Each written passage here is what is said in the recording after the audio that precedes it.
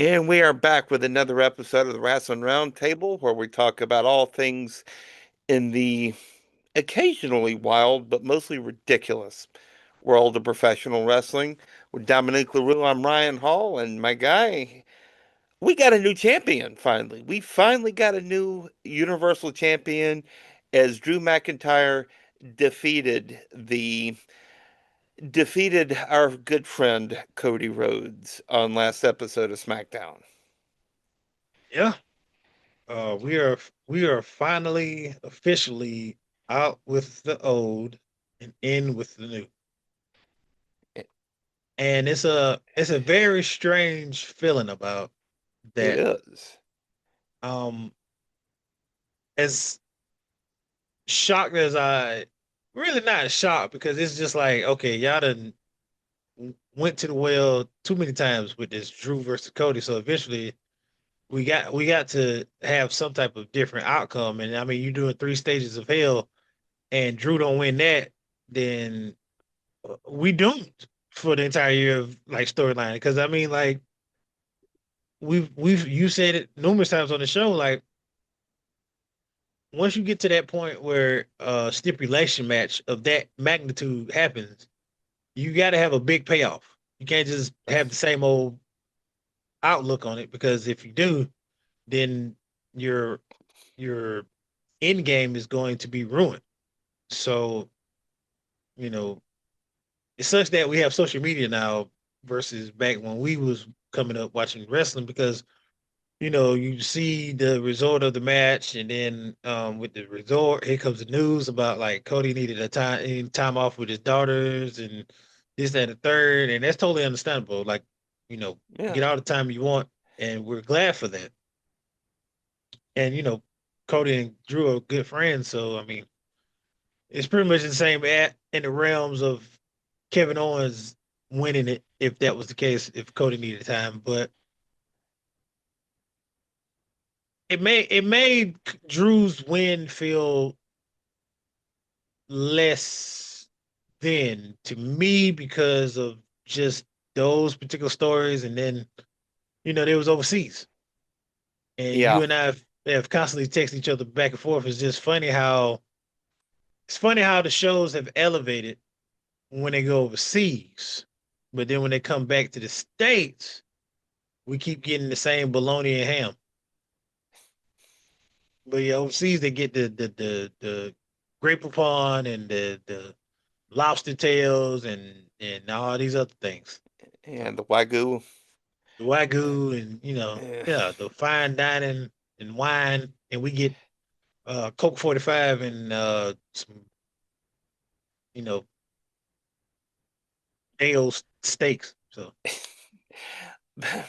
Very fair point. But I think that, the thing that kind of is not sitting right with me is that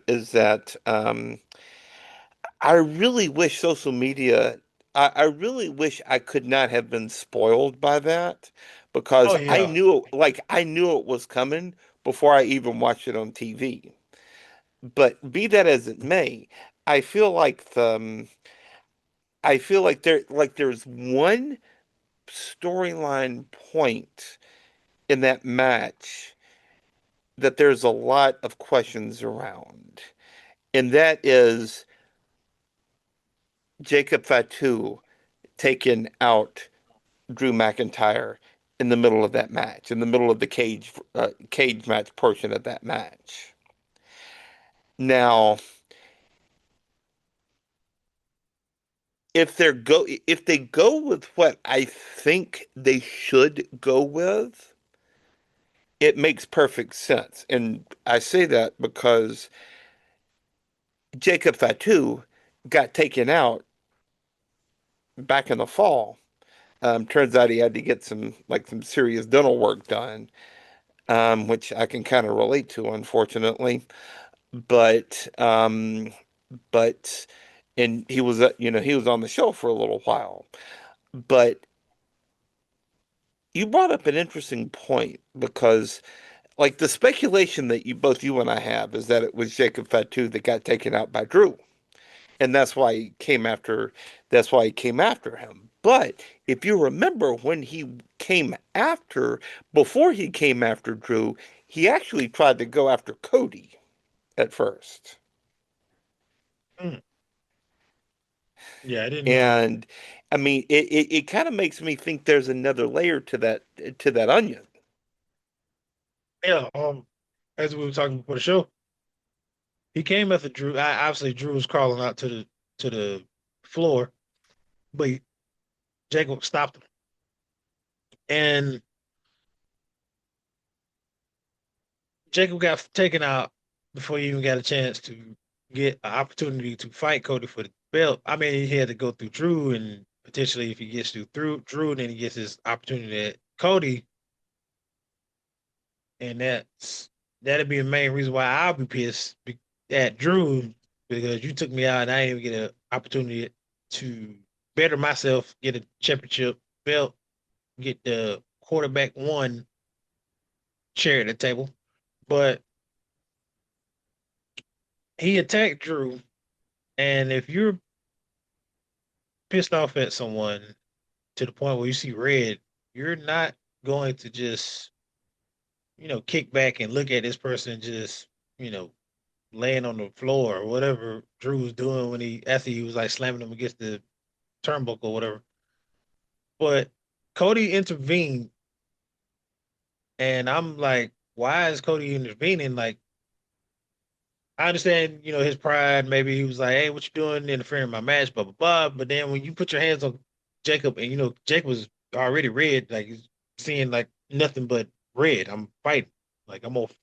It's fight or flight, and I'm definitely fighting. So Cody touches him, and then he turns around and goes after Cody, but he continuously goes after Cody. He just totally forgets that Drew is back that way. So now Drew gets the opportunity to get out of the cage and win, and he does. And it's just like someone who is focused on one person, when he realizes that one person has escaped, he'd be like, "Ah, man, upset, like I let him get away." Jacob just stood there, like it's like he stood there, like as in, okay, that's step one of the mission. Yeah, And I had pointed out to you, I was like, obviously, who would beat Drew if the next person is to beat Drew? Roman Reigns is the number one option because we're at. This is what I hate the most about this current WWE. In the old days, you know, we wouldn't even think about the location. We wouldn't even think about this, and that, and the third. We were thinking about the venue. We were thinking about the event, right? So hmm Royal Rumble, big event. We know a lot of things happening, surprises, this, that, and the third, big matches, blah, blah, blah. Now it's like in this day and age with WWE, it's more of okay, they're gonna be in Saudi Arabia. So you already know what that means. Saudi Arabia pulling out the big guns. They pulling out the big bags of money they got. They're building a stadium from the ground up, which they're we're literally building a temporary stadium for this. That still uh kind of blows my mind. saying temporary. I mean, like Yeah, they done basically forked out the money to take two of the biggest four PLEs there is to make sure it comes over to Saudi Arabia. So, I mean, I don't think it's temporary. I think it's more of like every, I'll say every 4 years, maybe three, kind of like the Olympics. You know what I mean? could So be. it's just mind blowing, like you said, though. Like they're literally building a arena from the ground up, and we're approximately no closer than like maybe a week and a half. So Yeah, they are constantly day in and day out building that stadium yeah. As arena. we're recording this, we're like a week and 3 days away from, like, we're recording this. What's today's date? We're recording this on. We're just not even 2 weeks away Not even 2 weeks, probably from the like a Royal week Rumble. and 2 days, like you said. I know you said three, yeah, like approximately, Right. yeah. So it's not, and then that is so unsafe. part of me just feels like it's unsafe that you're building something like that within a week and 2 days and expect people to just show up and sit and like, is it even gonna be that stable? And like, I don't want to venture off too far because I'm excited that our episode is not talking strictly TKO ish stuff. So, Right. but to get back to what I was saying was that it don't feel like it was once was where we're looking more forward to the PLE and not knowing what's going on than to now, like, okay, yeah, they're gonna be in Saudi Arabia, so they're gonna pull out the big guns. They're gonna make sure Roman's there. They're gonna make sure Brock Lesnar's there. They're gonna make sure, they're gonna make sure people of that caliber are there to sell those tickets. I mean, they go sell the tickets, but they really want people from states to come over there too. Exactly. Exactly. I mean, is this going to be when they re-debut Chris Jericho? Is this going to be because a story broke today is that Powerhouse Hobbs from AEW, his contract is up, and apparently WWE likes him a lot, and I don't really blame him because he's a great talent. Yeah, I But mean, he ain't got the name Powerhouse House for nothing. hey, facts, yeah. I mean, do you like pull out like a big debut like that? Do you? But at the same time, like what? Like one of in my opinion, one of the things that has always made the Royal Rumble event great is like some of the surprise entrants, like getting like I remember, like Kevin Nash came out as Diesel a few, back about 10 years ago or something like Yeah. that. Knew it wasn't a chance in hell he was going to win, but it was cool hearing that old music again. With this being overseas like this, and you're going to have to like charter a jet, like a full jumbo jet for all the talents that's going to be going over there. Um, there's not going to be any secrets on that plane. And it's already it's not fully reported, but it's rumored that Chris Jericho, Paige is potentially probably Paisley. gonna make her re-debut. So they plan on pulling out all the stops. If you thought WrestlePalooza, just think about WrestlePalooza supposed to be this is how WrestlePalooza was supposed to be for ESPN. Basically, this is how it was supposed to be. Indiana, they pulling out all the stars, Rock, Drew, I mean not Drew, what's the name, Pat, all those people, and it flopped. But this is supposed to be like as much as Saudi Arabia is forking out the money. Just imagine them building a time machine and bringing back Andre the Giant and all those people. So Ultimate Warrior, Hulk Hogan. I Hulk mean, if you Hogan, the can, whole, yeah. you know, uh, uh, Savage. 2000 Goldberg, like Yeah. all of them. So, Yeah. Yeah. The biggest question that I think I have, and I'd love to kind of play with this a little bit, is what's next for Drew? Because I know that they're going to have it that in Saturday night's main event, which is a week from this coming Saturday as we're recording this, they're going to have a number one contender four-way match for that championship. And it has been announced that they're starting a yeah, um, that they're going to have qualifying matches on the next episode of SmackDown. And here's the field. You've got Randy Orton going up against The Miz, which could headline any pay-per-view ever. You got Matt yeah. Cardona going up against Trick Williams. You got Damian Priest going up against Solo Sikoa. That's money.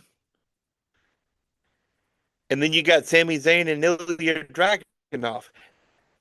That's money times 10.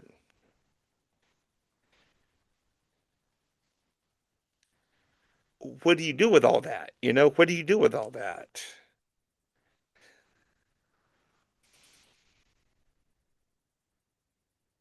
Because the winner of that four-way at Saturday night's main event is going to go to face Drew at the Royal Rumble.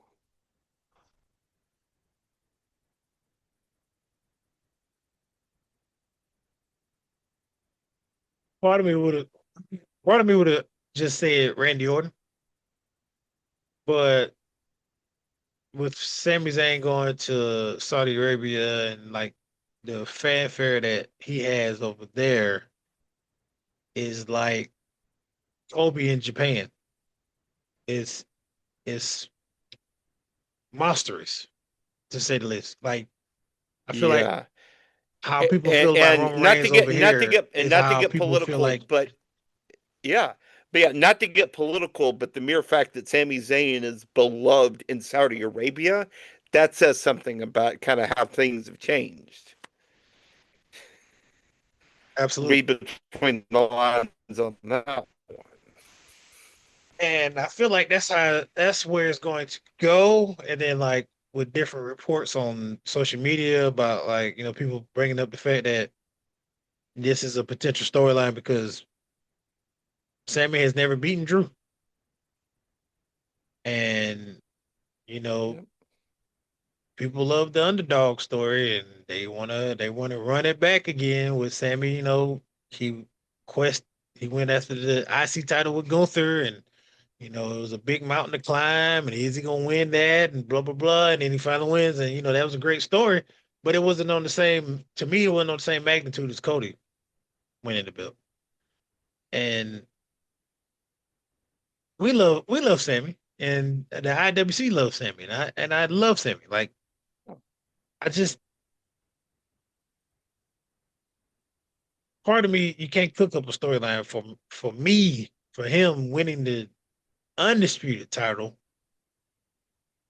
versus him going for the world title because he keeps to me, and this is what I hear is, he made the big resolution of like revolution of basically I want to win a world title. Like my son looked at me and he was like, "Why you don't have one, Daddy?" And blah blah blah. And I feel like not to say is that's his cap, but I feel like it'd be more fulfilling for me, far as a storyline, if he was to win the world title. Now, as I was saying that, an idea popped in my head about that. Um, with the tournament happening and then the culmination of it at Saturday Night Main Event, you could build a storyline where Sammy gets to the finals, he fights Randy Orton. Randy Orton squeaks out. Pretty much, Randy Orton squeaks out a win just like Cody did to him for King of the Ring, right? Randy goes on to fight Drew at Royal Rumble. Yep. Sammy gets in the Royal Rumble and wins the Royal Rumble in Saudi Arabia.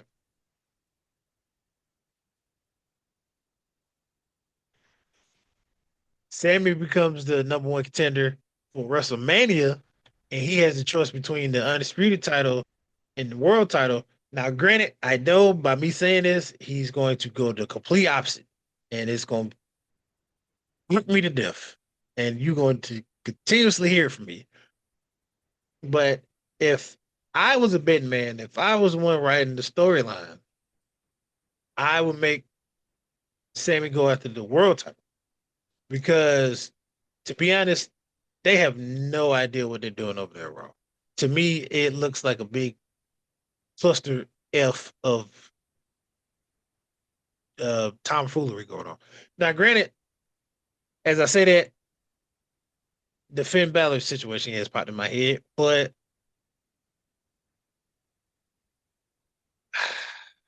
it's so tough right now, brother. It's so tough because it's like supposedly they got a clear path Yeah. for what they want to do for WrestleMania.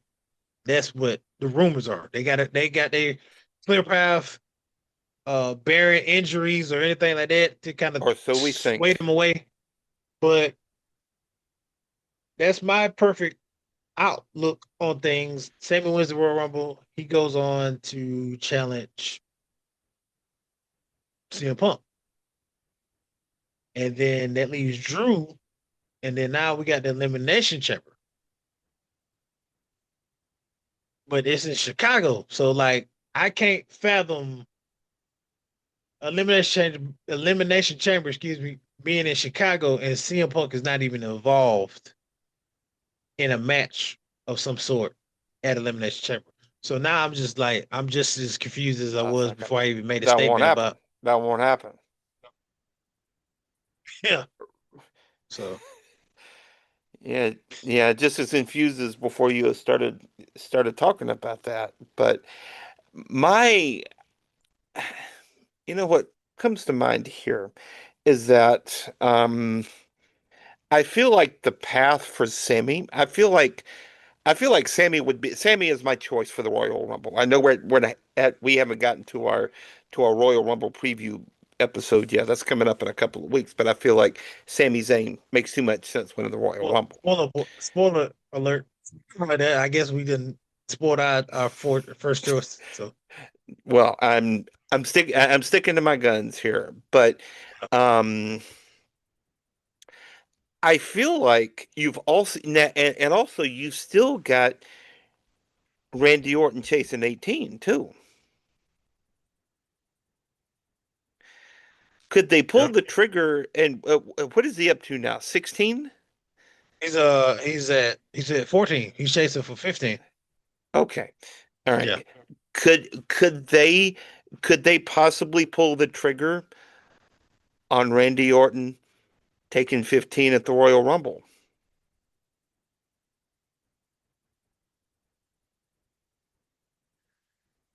I mean, if you want people to tune in, if you want people to buy tickets, if you want me to get goosebumps and get excited, I mean that's the only way you're gonna get me. But they got a track record ever since 41, Ryan, and you know how I feel about it. It Uh, ain't it ain't too great of a track record for me to get excited about a certain storyline. So, but if they were to do that, I mean they literally just had John break the record last year. Randy is a WWE truther. He's never swayed. He hasn't went on to Hollywood. He's basically been like Randy's story could be a movie too. From being the bad boy, the second generation, flop, as you may say, like all the talent in the world, Hall of Fame dad, making all the terrible decisions, blah blah blah, and then turn around and turn his life around, and he's a family man. He's literally like top five in most people's list of favorite wrestlers, I'm sure, and has a potential to not only get 15, but potentially go on and breaks John Cena's record. And then you really have I'm like, John Cena's a truther too, but like, who better to break John Cena's record than his old nemesis, his old like counterpart, and probably one of his best friends, Randy Orton. So yeah, and a guy because if you remember John Cena, one of his most important quotes during this whole run is that I want to shake the hand of the man who wins 18. and I mean I don't ever see anyone coming closer to ever breaking that streak outside of Randy Orton. Because I mean like the list, you look at the list, it's pretty much everybody from the if not attitude era, the era back in the day. Like it's nobody anywhere Right. close to PG era and now. So like that record is going to stay the same until probably my daughter's grandkids era. I don't, like is that far ahead. So to me, in my Yes. eyes, because they ain't doing what they used to, where you lose a title, you may have it a month or two, you you win it back, or like they're not having the title change hands like a hot pocket. So Thank God for that. Make it feel more important.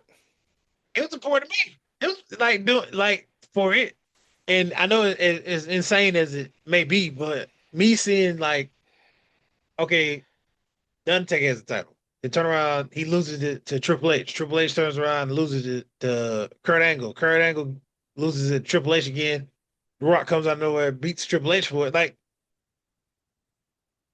you can say it's a prop at that point. It's changed hands so many times, but in my eye, it was like that's how good the competition was for it to just sit there and change hands so frequently because like everybody was just that good of a talent. Now it's just like Cody has it for like 6 months, and then boom, Drew has it, and Drew has it for about 6 months.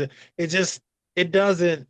It's kind of like a slap in the face to the talent that you have. Like they're not that good to even be champion for at least a month just to see how it goes. But let me play devil's advocate on that. I'm with you. I definitely, that's a very good point because it does kind of elevate, like when you're passing it back and forth between Hall of Famer to Hall of Famer to Hall of Famer, that makes perfect sense. But at the same time,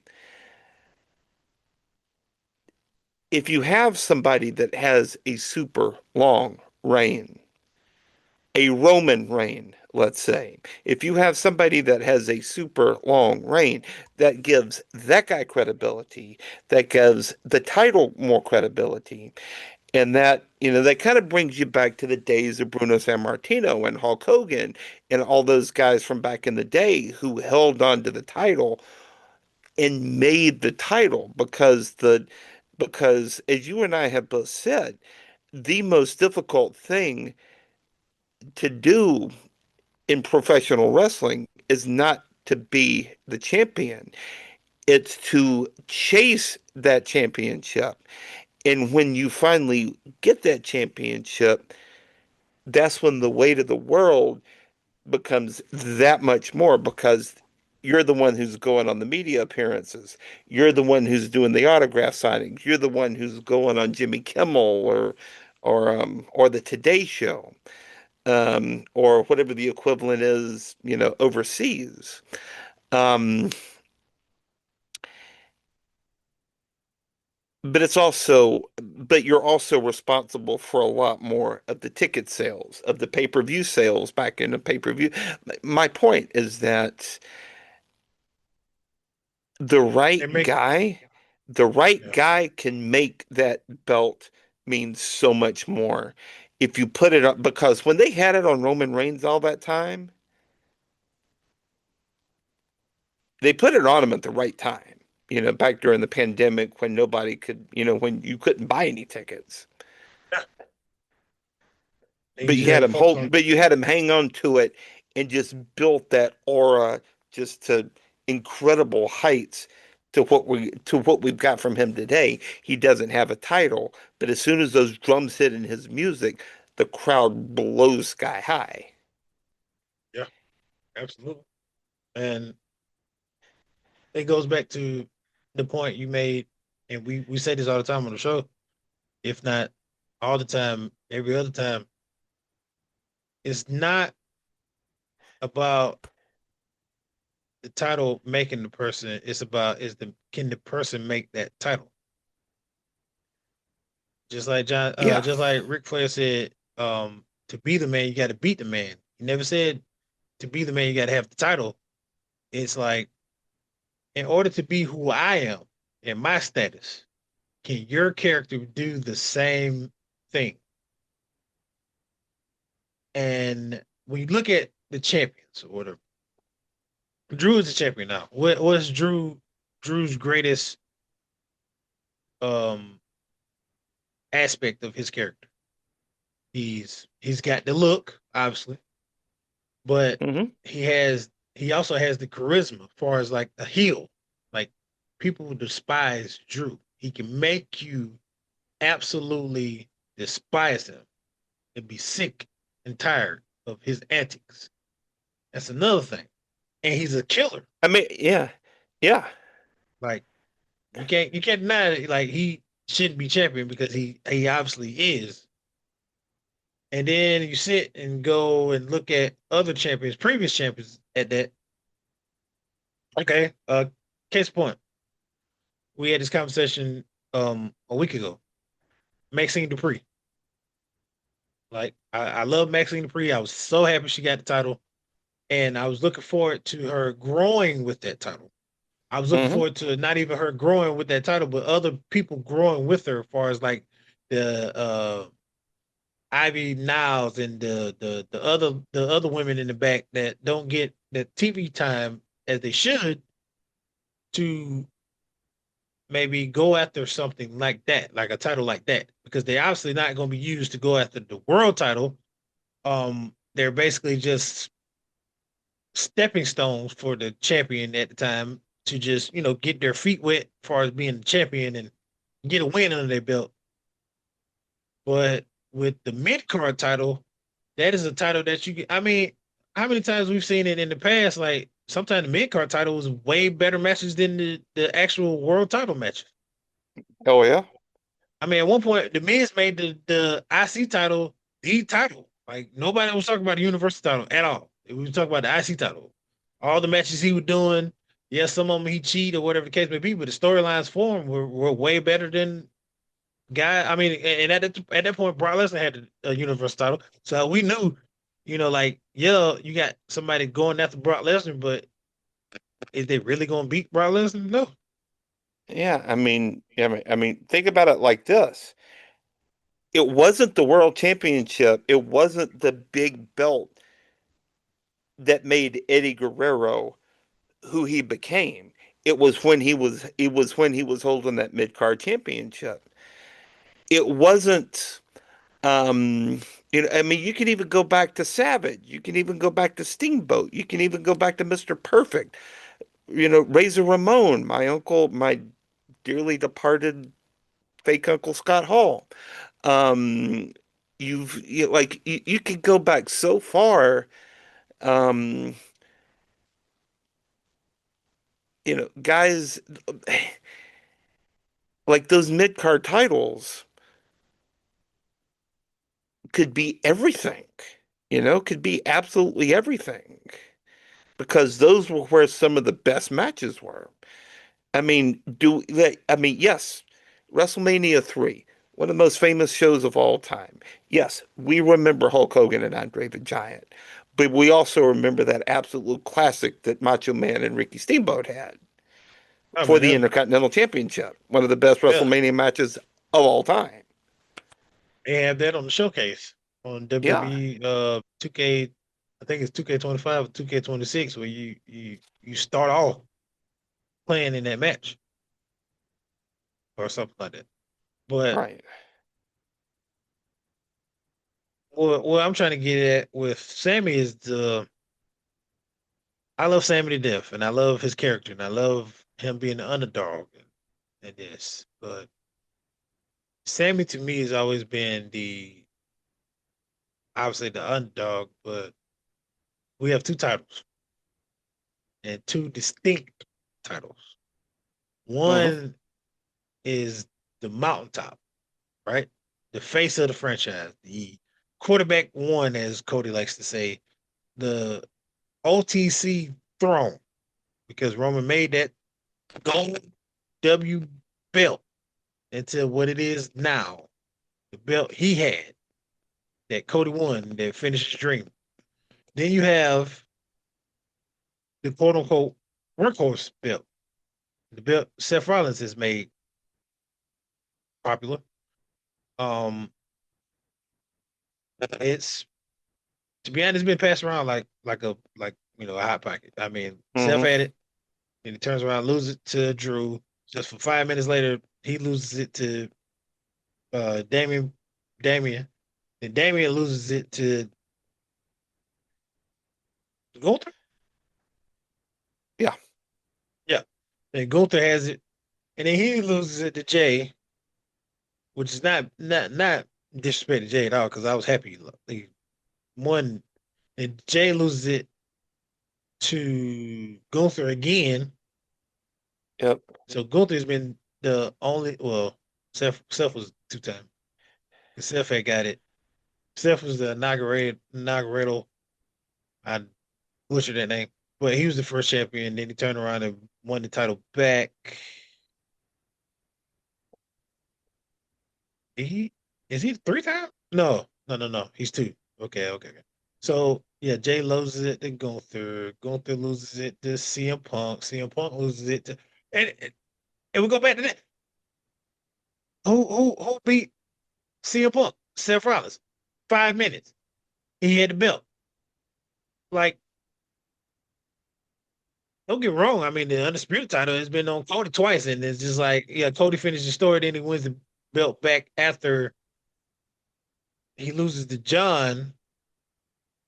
But it's like I'm just talking out of my head. But basically, what I'm trying to say is that I cannot see Sammy's character as the undisputed champion. Now, don't get me wrong. I'm not saying he can't be undisputed champion, but it's just like I see more of a world champion than I see an undisputed champion in a sense. Like it doesn't fit as the Universal He doesn't Champion. fit. Yes, he doesn't fit in that aspect because of the fact that you're telling me like now this is the champion. You're going to put like not to say the world champion don't go because I mean obviously CM Punk goes on and do interviews and stuff like that too, but CM Punk does that because he's CM Punk, not the title. CM Punk can do all those interviews without that title, but he just so happens to have that title. So it puts you in that aspect of those particular interviews where, without the title, CM Punk will still be doing those interviews. Now you flip that and go Totally. to Sami Zayn. Do you see Sami Zayn being that person to be in those same type of interviews with or without that title? I don't.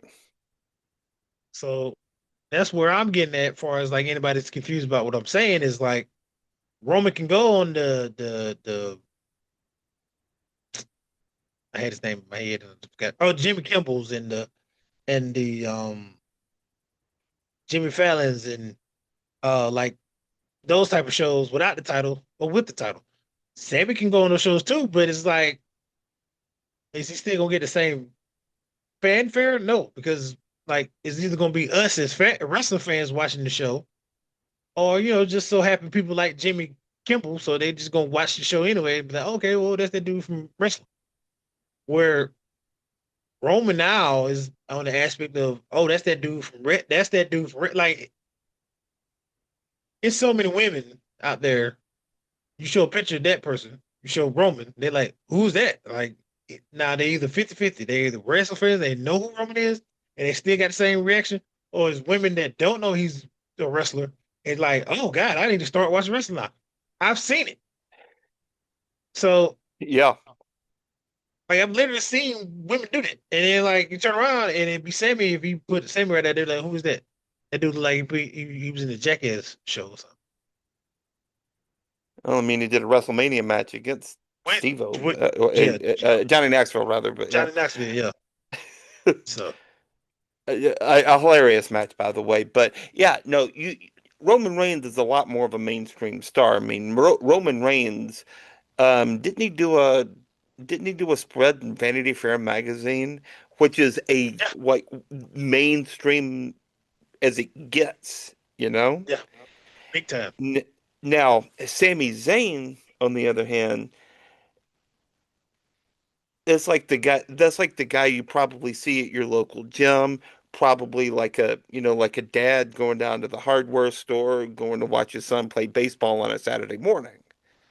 Or go watch a hockey game with him and have a beer and go throw axes. Exactly, exactly. Roman Reigns, he's got the hair, he's got the muscles, he's got the tattoos. That is, that's like, uh, Action star, like, action star. like, exactly, exactly. Um, there's definitely a disconnect with that, but I could not agree with you more. Sami Zayn doesn't go for the Universal Championship. Question though, question Yeah. though. Does CM Pu- does CM Punk defend his championship at Elimination Chamber in his backyard? Or do you think he loses the championship in his backyard? Because that's kind of a long-standing tradition of guys losing in their home, like in their home state, in their home, like in their home arena. Yes, yes, you're absolutely correct. Yeah, you're absolutely correct. I'm sorry. I it didn't come to my mind until you broke it down in that aspect because I was thinking normally going into your hometown, you're winning it if you're not champion. But if you're going into your hometown as champion, 9 times out of 10, you're losing that belt. So with that and the way that because obviously we're focusing more now on the undisputed title because Drew has it. And like it's a lot like all those guys you just named is heavy hitters, like potentially, potentially world champions or former world champions anyway. Excuse me. While you go to Raw and we don't know nothing. We don't know what potentially could happen. Obviously Finn is in the quote unquote bracket of matches for CM Punk's opponent. And I'm Yeah, just I see like this year is going to be the year where it's the what ifs because Finn has never got a fair shot at being world champion ever since he lost the universal title when he dislocated his shoulder because of a current person named Seth Rollins. But he's out with a shoulder injury himself, karma. But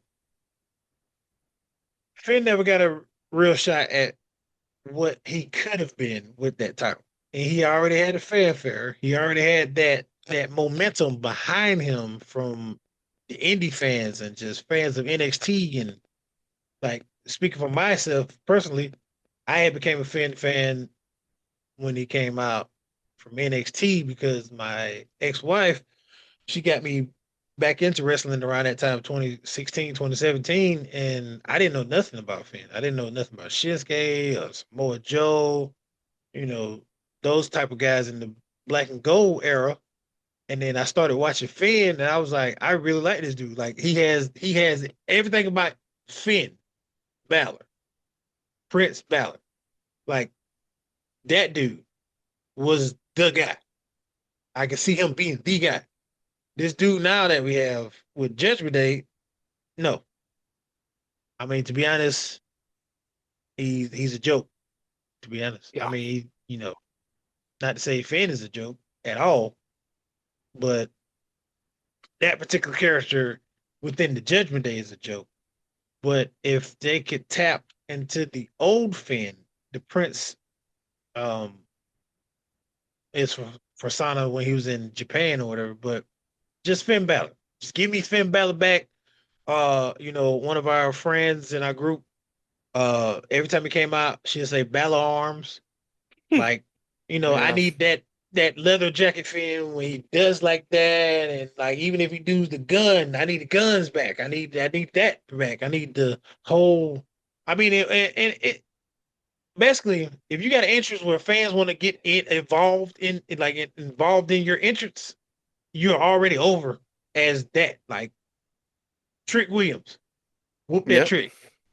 Jay Uso, Yeet, uh, LA Knight, yeah, the Seth Rollins, his song, you know, the list goes on and on as far as like, if your interest in music is catchy and everybody's involved with it, yeah, Tony Rose when they do the arm, like, there you go. You're pretty much the guy. You're what people want. So you're telling me that entrance music is important to a wrestler's presentation, and Oh, the fact that absolutely. so much of WWE right now, the entrance music absolutely sucks. Oh, it sounds rinse and repeat. Well, Just about. I have spent multiple episodes railing against that, but be that as it may, um, such a great point about Finn Balor because, like, once upon a time, like the way that they presented him when he came out and did did the Balor arms during his entrance, the way that they cut to that super wide shot of the whole arena and everybody was doing it, it made him seem so important. And just the aura he had. Like, Yeah. just take the demon aspect of it out. When he comes out and that music, like it, Uh, it, it has you hyped already just off the music. But then when he comes out and he's looking at the crowd and he's got his jacket and it's like yeah, I'm finna put on a show. Like I'm that like in Jay Carhill's words, but in a man's yeah. aspect, I'm that dude. I'm that guy. Uh-huh. Like Camelo Hayes say he's him. That was Finn Balor. He was him before Camelo Hayes. And like, I mean, everything about Finn, like you're just physically like he's physically gifted. Obviously, he's cut from a stone. Um, he's good on the mic. Like everything about him I is mean, good. Like it's not yeah, I a mean, bad thing. yeah. Yeah, I mean, the dude looks like he hadn't eaten a carb in the last 20 years. All right, he ate a donut. It ruined his whole entire day. Exactly. Exactly. Um, yeah, I mean, yeah, before we bring this home here, I think that's kind of the biggest thing that I'm getting out of this is that we're just started 2026. We're only 2 episodes in. And there's already so many what if questions that just like it didn't really sit right with me right yet. And then the Ne- suspension. We didn't even touch that one. The Brian Breakers suspended indefinitely. Like what are we doing? that didn't make a damn bit of sense to me. That didn't make a bit of sense to me because Brian Breaker is one of the biggest, just absolute badass heels on the Raw roster, and you're going to take him out of commission? I mean, yeah, it makes sense. You put your hands on Pierce, it makes sense. I get it. But storyline wise, So do they want to repackage him somehow? I mean, I don't know. I'm confused because years ago we seen Stone Cold Steve Austin stun Vince McMahon. I can't even count on my fingers, nor can I even give you a solid number. And this man only got suspended, if I can even accurately say, maybe 5 times, maybe four. Kayfabe suspended. And we're Cafe, not talking. I cafe, mean, we're cafe. not talking Yes. about him when he refused to lose to Brock Lesnar back in the I day. mean, how many times this man has got arrested? He's showed back up after being arrested to be on a beer truck and shot his boss and his son and The Rock in the ring with beer. I mean, like, but I mean, it's a different time and era, I guess. So, because I mean, Brian putting his hands on Adam Pearson, just he didn't even hit him or nothing. He was just like, First of all, Adam got in his face too. Not to defend Braun at all, but You're not Adam wrong. Yeah. initiated the grab. But my issue with that getting suspended is you want to wait until he puts his hands on you, which you started it. But this man and cut Dragon Lee in half. He pretty much destroyed Penta. Penta just got back off the shelf to wrestle, and now he turned around. He gets his midsection exploded. Then on top of that, has a tsunami dropped on him, and yet they don't get suspended for that. You're not worried about the talent. You're worried about yourself. And poor Carlito, he got speared so hard that he's out of the darn business. He got speared so hard he got fired. He got speared so hard his name is Carl now. It's not Carlito, it's Carl. Yep. Oh boy. Yeah, no,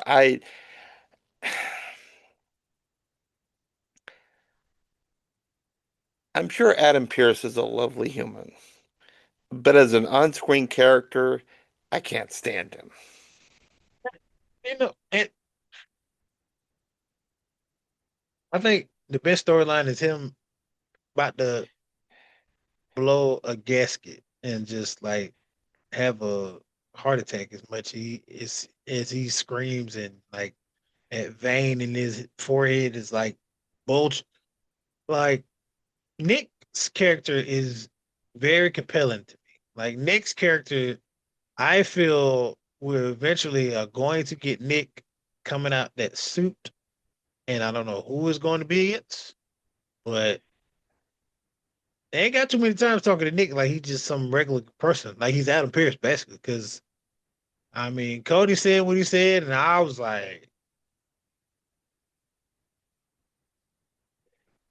I mean, I don't know, Cody. I mean, yeah, he works with you, but for you, no. yeah, I mean, to be fair, Adam did retire from the ring because I think he had a neck problem. Mm, Nick stopped wrestling just because he was beat up. He's not injured. no, He could, he's if he wanted to, he could go. had years to relax, kind of get Yeah. that. Now, I mean, he's probably not in ultimate ring shape, but like last No. time I checked, the last match I can remember that Nick was in, it was against Cody Rhodes. So yeah, That, yeah. That was yeah, that was at that All In that ended up becoming AEW, right? Back yep, yep. That's 2018. what Yep. that's what kicked it off. I mean, it's been a few years, but I have no doubt that he could still put on the tights and still go. Could you imagine though, Cody and Nick go at it, not say one last time, but potentially one last time for Nick and the same two dudes that kicked off the rival promotion is the same two dudes that are headlining PLE and probably the city that AEW started at or something. Like that'd be the Yeah. most pettiest move of WWE. Yep, and we all know that WWE can get super petty when it comes to AEW. Oh yeah. And AEW can get petty too, but AEW is more like the little brother that keeps poking that bear until eventually that bear strikes and buys them out. Yeah. Like Vince McMahon did WCW. Yeah, yeah, facts. Side note, before we wrap up, I'm sure you've seen the video, but is Darby, speaking of AEW, is Darby Allin insane? I swear we could probably do a whole Because episode. if you haven't seen that video, that man took a suplex on the ring steps, on the actual steps of the ring steps, on just a random Wednesday night in January. This wasn't a pay-per-view. This wasn't anything like that. That man is begging to be a quadriplegic if he's not careful. I swear, like we can have a whole Patreon episode or just like an episode just solely on why AEW, just why. Yeah, What? I don't even think that match was had any stipulation. It could have been a no holds bar. It could have been a no DQ. It could have been like just I don't know a street yeah, fight or whatever the case may be. yeah. But And to be fair, the clip that we saw was kind of out of context, but still, it looked bad.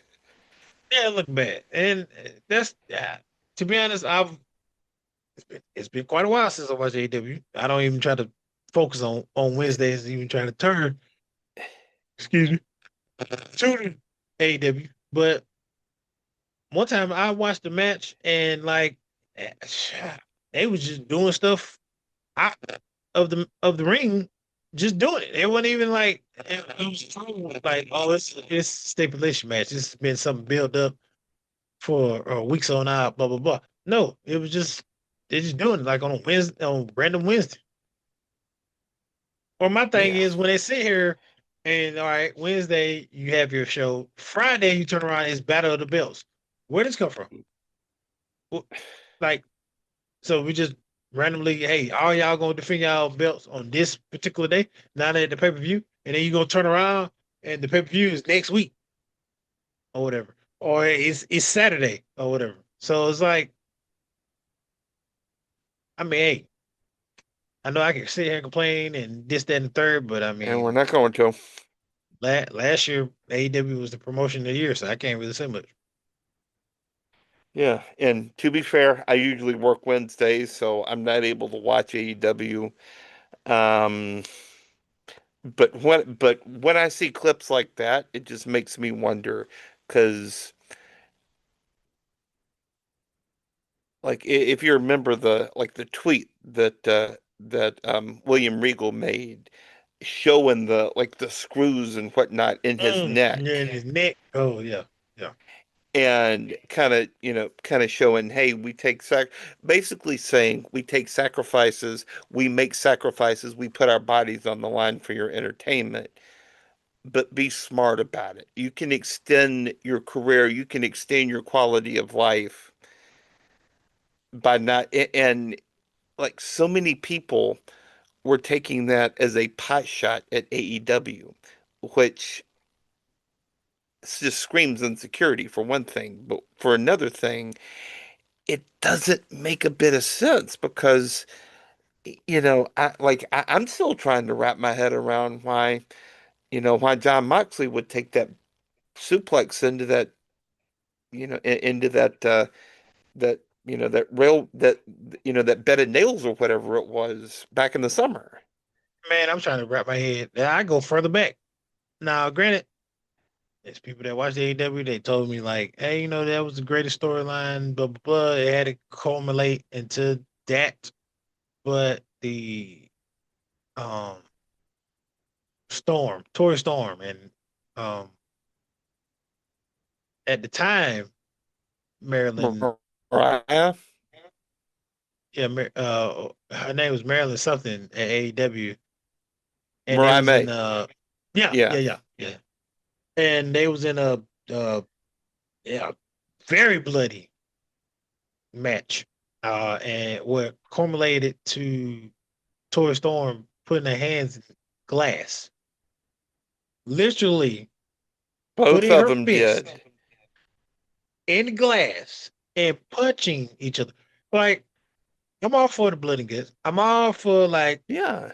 just chaos, absolute chaos. But to the point where you are sitting there and kids are watching this, putting their fist in glass and punching each other.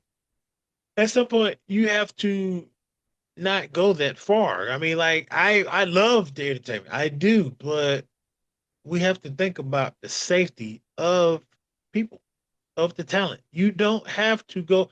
And this is a tropical. This is like I don't want us to get us. I don't want to get us canceled or whatever. But this is a classic line from Tropic Thunder, and I'm gonna put it in the best way I know how. You can either go full or you can go half. You can't always go full. You got to kind of Right. dial it back a little bit because I mean, you keep going Yeah. full. Eventually, you know, Mother Nature is going to take her course, and you're not going to be a professional wrestler for too long. So, Exactly. Exactly. And I love that movie. I yeah, know the you reference know the terminology. I know the Yeah, reference you're speaking of. Thank you for stopping where you stopped, but point very well taken. Point very well taken. It's not that deep. I mean, and it's like I've said before. If you enjoy that kind of thing, knock yourself out, right? If you enjoy watching people, you know, hit each other in the forehead with a staple gun, or throw somebody through a flaming glass table or whatever, knock yourself out. It's not for me. yeah, it gives me the cringe. I get Yeah, real like anxious when I see stuff like that because now I'm thinking outside of the kayfabe. I'm really thinking about like, oh, this could go horribly wrong, and somebody could probably potentially die. Like this is not exactly. it's not worth it, right? But if you think about it, even safe workers in this business, things can go horribly wrong. I mean, look at poor Darren Drozdoff. Probably, you know, D'Lo Brown was, in my opinion, D'Lo Brown's a Hall of Famer. But that was just a bad spot. He took that move wrong, and he wound up a paraplegic for the rest of his life. And that's just one of many examples. Yeah, I mean, in recent times, Biggie, Bingo. Yes. it's just simple belly to back that they did numerous times, and just so happened, I guess he didn't have his legs under him, and then they just pick Biggie up, and he goes right into his neck, and it's just like and that was on live TV. That was on Yeah. SmackDown. Yep. We all seen it. So like at You some don't point, need to man, take you date need to take unnecessary risks. In other yeah, words, you don't need to take unnecessary risks, um, and especially on just a random Wednesday night in January. That's what kind of gets to me, you know? yeah, you sit here forcing us to pay $50 to $60 to see your pay per view, and you're doing absolutely everything and anything on live TV. So what makes you think I want to sit there and watch the same thing I can watch on a Wednesday night on a pay per view that I had to pay $60? Ryan, and I'm gonna cut it short. I paid $60 for um I think AEW Revolution or whatever. It was the year that Daniel Bryanson and MJF was wrestling for the title. It was an Iron Man match, one of the Or greatest that matches. Iron Man match. Yeah, no, Yeah, that one of was the a greatest classic. matches AEW have ever produced in my eye. One of the greatest because not only was just the storyline building up to it was great, the match in itself was great. Both competitors were great, and it was very well put together with the weapons and stuff they were doing. So it made sense. It wasn't like let me slam you on some chairs with some needles sticking up and go stick you back. No, it was just like simple things. Like I'm gonna hit you with a fire extinguisher. That's simple because we're so used to that as wrestling fans. And then I mean, like the man shot him with the fire extinguisher, and it. But the catch what I'm getting at is those particular matches happen on a pay per view. Yes. You stick to that formula and not give all your marbles away on a random Wednesday night because now you don't have the difference of tape. Hmm. Watching a random Wednesday night, you're doing the same shit on pay per view, and it's like Oh man, I could have just watched this on Wednesday night. Why did I pay for this? Exactly. It's just like, okay, remember where certain stipulation matches only happen when you're trying to have a big payoff, right? Hmm.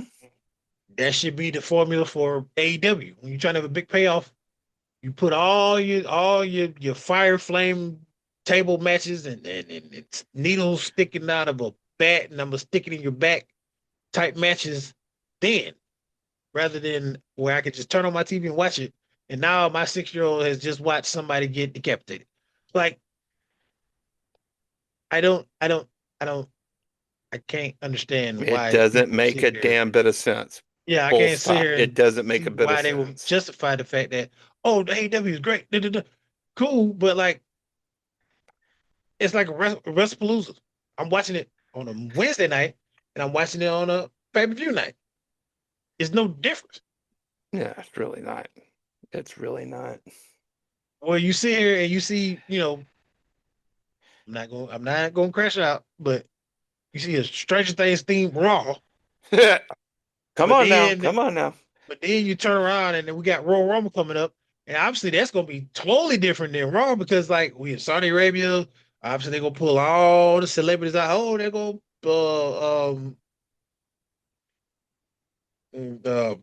Tom Brady and all this other stuff in the crowd. And then we go backstage and you have a funny segment with R-Truth and this, that, and the third. And then you got all these big matches. You got the Hell in the Cell with Jacob Fatu and Drew. You got Roman Reigns versus Jey Uso and Jimmy. Like those type of matches where like, But it makes sense. It's a pay-per-view, PLE. It yeah, makes sense. the We're not storyline doing builds this up on to a that. random Monday night. Yeah, absolutely. Yeah. Absolutely. Yeah. All right. Well, another fun episode, my friend. Yes. Yes, very much so. Another fun episode, my friend. Don't forget to like, comment, and subscribe to our content. You can follow us on YouTube, Spotify, Apple Podcasts. Don't forget to like our Facebook page. We want to give away that Mick Foley shirt, so tell your friends, tell your enemies to go like our Facebook page. And yeah, can't wait to talk about Saturday night's main event coming up next weekend. Oh yeah. Definitely looking forward to that. I also have a story of a friend of mine that worked. The guy I told you that he didn't watch wrestling for 20 years, and now he's back watching wrestling. He's Hmm. into it now. He's fully in now. Like he told me, Open Femi is one of his favorite. Javon Evans, like the list goes on and on. Just because, like, outside of just being a wrestling fan, I mean, like he's looking at the product, he's looking at it like how we look at it, and it's like when he watched that Stranger Things when he was like, "What the f is this?" It was like full of nothing but product placement and women matches. That's what he literally texted me. Commercials and women matches. Okay, Nonsensical commercials. Yeah. yeah. Yeah. All right. Well, well, want to do it again next week? Next week. All right, my guy. For Dom, I'm Ryan. You've been listening to the Wrestling Roundtable. Until we eat again, take care and we'll talk to you next week. Peace.